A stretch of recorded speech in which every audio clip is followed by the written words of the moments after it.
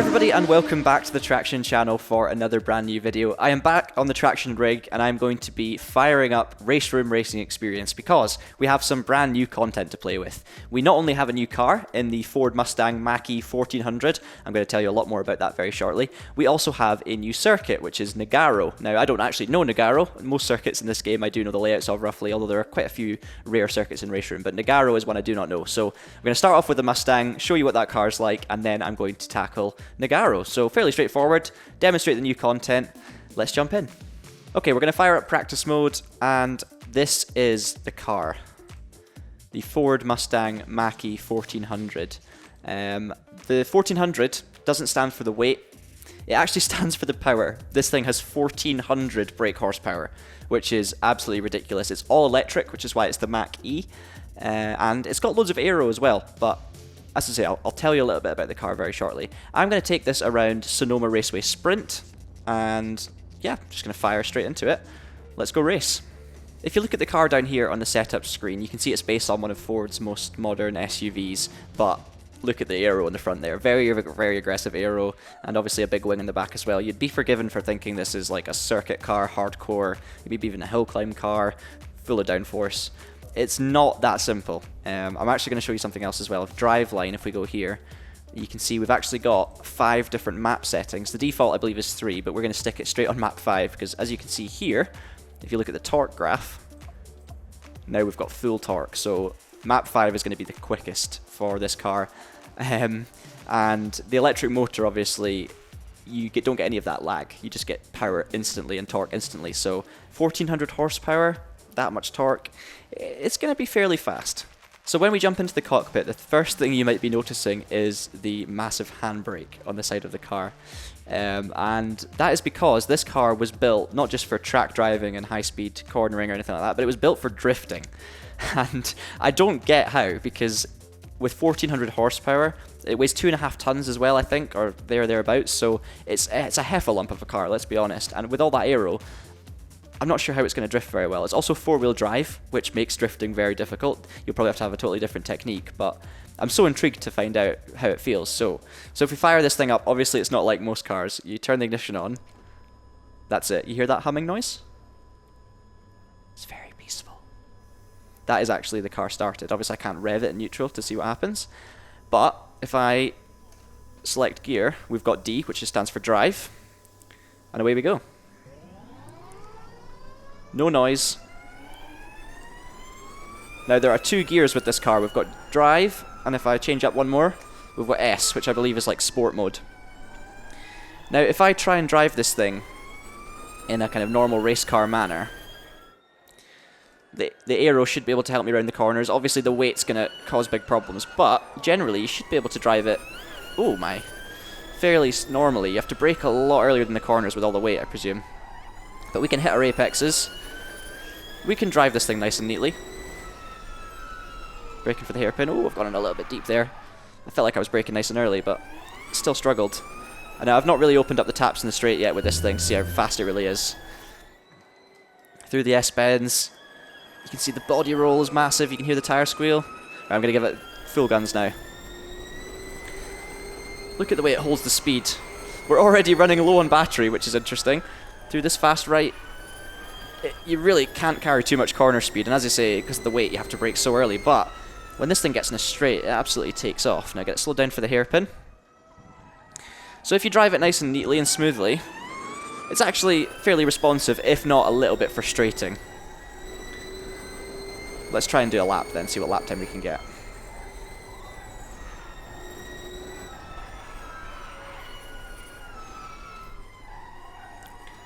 Can't see my apex, can't see the curb. That was pretty useless. We'll give it a big bootful.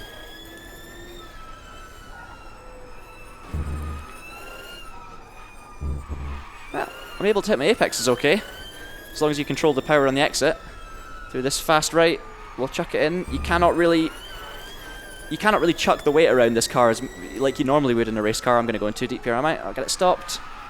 Oh, it's not ideal. Get power on, bring it back round. Now here is where we're going to struggle, because transferring the weight from one side to the other is going to be a nightmare. Missed the apex there a little bit. Missed the apex there a little bit.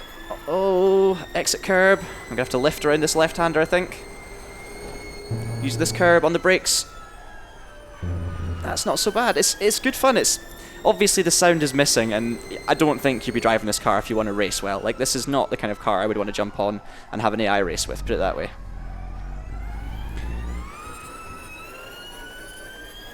Okay, we're going to cross the line. Can I keep it flat around the last corner? I actually touched the wall there. But it's going to be a 1 minute 15.3 around short Sonoma. Oh, just about kept out of the wall. So, I mean, I don't know how that lap time compares to other cars. It's probably be well worth a test, but I mean, I think it'll be reasonably quick, but nothing spectacular. How are we looking? We've got 54 on the fuel. Not quite sure what that means, if that's percentage. Oh, actually, if you brake, if you look at the fuel number in the middle of the dashboard there, as I hit the brakes, it regenerates some fuel, or some energy, which is good. So then, that's how the car drives if you're being sensible. But what about if we pull this big handbrake? Now, obviously, I don't have a handbrake yet to play with, so I've assigned my paddle for shifting down through the gears as a handbrake. So that's not ideal, but, you know, we'll make do. What happens if I pull the handbrake? Because this thing's four-wheel drive, right? So it doesn't drift like you would normally expect from a race car. So I'm going to pull the handbrake through here. Get it sideways. I've always put it in the wall straight away, but you can just see, obviously, all four wheels are working to try and hold this thing on the circuit. So I think, for drifting, you're going to have to develop a totally different technique to stop that happening. I mean, there's huge amounts of power, don't get me wrong. So it can really drag you back in line nicely. Okay, let's try and get some drifts going. I think I'm going to have to really just pull the handbrake nice and early and effectively back it into the corner and use the power to pull me back round. A bit almost like a front-wheel drive car in a way.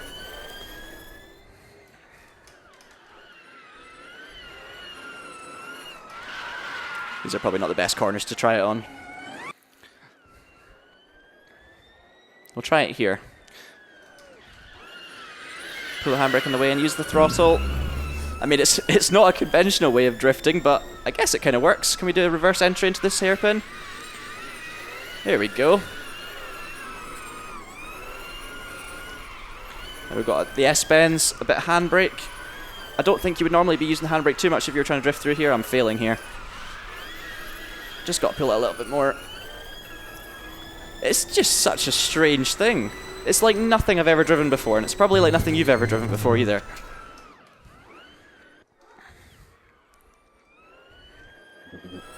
Down the main straight, and we're out of juice.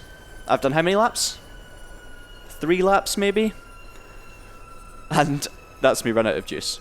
So if you're wanting to do a prolonged session in this car, you're going to need to turn fuel usage off. Anyone who watches the Traxion channel regularly, you guys will know, you know, I'm not a natural drifter. It's not my strong suit, to put it lightly. But this thing doesn't drift like a drift car. It's like a totally unique and new driving style just to get this thing to slide that you wouldn't normally experience.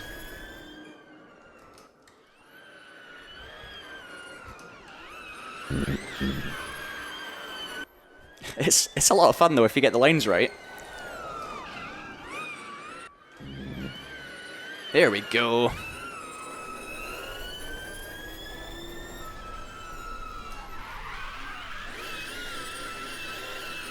Probably too much angle that time. When you turn off fuel usage, suddenly you could drive around for days.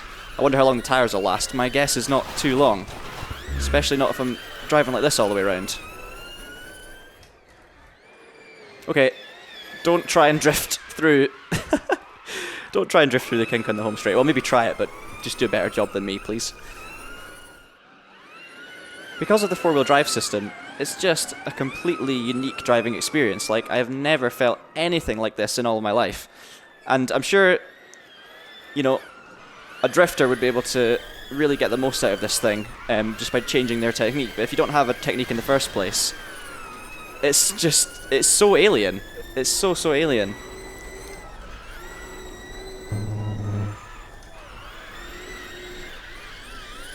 Oh no, wall, out of the wall, no wall. One last attempt at getting this kink right and then I'll call it a day. No. I'm going to leave the Mach-E 1400 to the experts because I don't know what I'm doing with it, but It's fun, it's quirky, it's something a bit different. You do kind of miss the noise, and I actually, I found that it was quite fun to try and get good lap times out of, but you're just so frustrated with the heaviness and the wallowy feeling of it. It can get a little bit annoying, but I mean, it's a good challenge, so yeah, either give yourself a really difficult challenge or go mental and back it into every corner and try and get used to drifting it, because it's just mad, it really is. Time to try out Nogaro. So we've got 3 layouts, we've got a couple of short circuits here, and then we've got the full Grand Prix circuit. So let's give this a go. Apparently it's 0 meters long. That's not much use, is it? I think I'm going to lap this in a 1995 Mercedes DTM car, because I'm going to bring the noise back. We've had a lot of electric noise at the start of the video. I'm going to, we want some mid-90s roar. That's what we want. I've never actually driven this car in RaceRoom either, so I've been wanting to try it for a while. Great excuse. Let's give Nogaro a bash then. Start the car in the traditional way.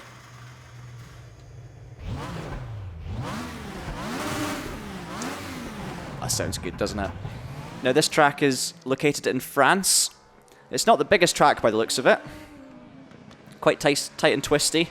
A couple of right-handers to start things off. Another long right-hander here. Oh, I've locked up the brakes. Don't know what that was. Oh, I know exactly what that was. My handbrake's still assigned to shift down, so I went to change down a gear and... Okay, gearbox fixed. Head down a long back straight. Looks like the board's on the left, so I'm going to think it's a sharp right-hander coming up. No handbrake this time, that definitely helps. So far, seems fairly simple, quite flat, but some nice flowing corners. Now obviously in this video I'm going to be a long way from the limits around here, not knowing the layout, but the idea is just to kind of get a feel for it and see how it all goes together and demonstrate what it's going to look like. But so far so good. It's almost like a big Suzuka in Japan. It feels like that, but more. It's similar kind of, the curbs and everything feel similar. It's similarly flat. It's nice. Okay, across the line. First corner. Seems like a reasonably fast left-hander. Could definitely carry more speed around there. And then a tighter right-hander. I've overcooked it a little bit. Another tight right. Actually, I've just realised I had traction control on, so we'll turn that off and the car should be a little bit more authentic and reactive. There we go. Yeah, that's traction control definitely turned off. Okay, let's try and get a clean lap in then. I'm going to try and take the first corner a little bit quicker. Still so much more speed that can be carried. Slow it down a little bit more for this right. In over the curb. Use the exit curb. Oh, a bit sideways. Yeah. A couple of medium speed corners. Then we've got a kind of long flowing one. That's definitely a late apex. That was all wrong. I've kept it on the road though. Then we've got a horrible tight left. I'm not a big fan of slow corners personally, but obviously you need them on most racetracks. Good for overtaking, but that one was that's not the nicest corner. Then we've got a flat out kink back onto the back straight. See what lap times these cars are going to be doing. Okay, we'll brake just before the 100 board. That's not far away from being right. We probably brake a bit later. On the power. Another kink to the right. Into another tight left by the looks of it. That one's very nasty. On the power. Actually, you know what? The banking helps you a little bit. I've stuffed it in the wall and broken the car. Just one clean lap. How hard can it be? I get the feeling with this place that it's going to be well suited to like smaller cars, touring car racing, silhouette series, maybe some of the junior formula. It definitely feels like the kind of track that will be good for front wheel drive and that kind of thing. It's really good fun to lap in a rear wheel drive car. It just feels a little bit stop-start to me at some points.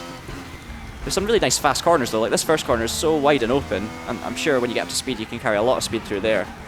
Second corner, really mucked that one up that time. Okay, this was a late apex, wasn't it? Oh, okay. Nope, I didn't know when to turn in. I think I might have a little bit of work to do before Nogaro hire me as a track-specific instructor. Okay, brake just after the 100 board, and it was pretty much bang on. If I'd have left it off the brake a bit earlier, I would have made the apex, I think. Flat through this kink, and we've got that slow left-hander. Just about over the curb. Could have got the power a little bit earlier, but it's not too bad. A little bit of a lift through here. That one tightens up more than I think every time. Use the downforce through here, back on the power. Bit of exit curb, and then we've got a really nice right-left to finish it off. The last two corners are lovely. Bit sideways by accident on the power over the curb. There we go. Okay, first normal-ish lap. Sub 1 minute 30, I reckon you'd be looking at 125s or something once you're up to a bit more speed.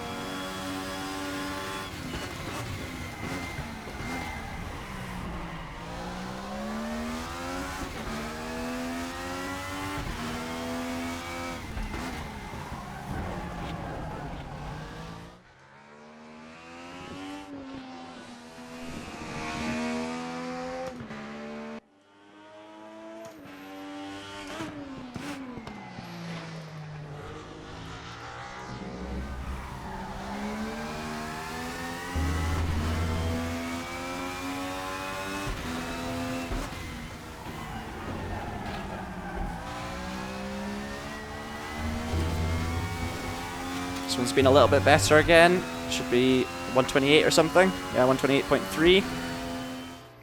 Much like the Mach-E, we will end things doing donuts because I bend it, trying to do something better. Not the greatest display by me, but you get the drift. And I didn't mean that pun. Well guys, that is an introduction to the new content available on RaceRoom, and yeah, I didn't really do it justice, to be honest. Nogaro, as I was saying, is very technical, very twisty. It's a good fun circuit with some really nice corners, but the slow bits are very frustrating if you're in a powerful car, maybe a GT car, something like that. So I think it would be great fun in touring cars or silhouettes.